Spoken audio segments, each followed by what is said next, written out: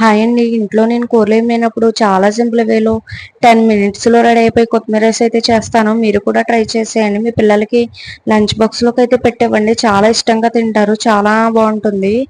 దీని ప్రాసెస్ అయితే చూసేయండి. ఫస్ట్ అయితే 1.5 గ్లాస్ రైస్ అయితే వండుకుని పక్కనైతే ఉంచుకున్నాను. 1.5 గ్లాస్ రైస్కి ఇంత కొత్తిమీర అయితే తీసుకున్నాను. దీన్ని బాగా 2 or 3 టైమ్స్ వాష్ చేసుకుని చిన్నగా కట్ చేసుకుని మిక్సర్ జార్లోకి అయితే వేసుకోవాలి. దీనికి కారం సరిపడగా 4 పచ్చిమిర్చి అయితే కట్ చేసుకుని వేసుకున్నానండి. అలాగే 2 పాయలు వెల్లుల్లిపాయలు అయితే వేసుకున్నాను. వెల్లుల్లిపాయలు ఎక్కువ వేసుకుంటే బాగుంటుంది.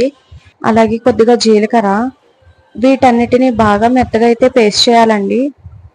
ఇలా మెత్తగా పేస్ట్ చేసి ప్యాన్లో కొద్దిగా ఆయిల్ వేసి బాగా హీట్ అయ్యాక ఈ పేస్ట్ని అందులో వేయాలి. వేసి 5 మినిట్స్ ఫ్రై చేయాలి. బాగా ఫ్రై అయిన తర్వాత రైస్ యాడ్ చేసేయాలండి. రైస్ బాగా కలిపి మీకు టేస్ట్కి సరిపడా సాల్ట్ వేసుకోవడమేనండి. అంతే, కొత్తిమీర రైస్ రెడీ.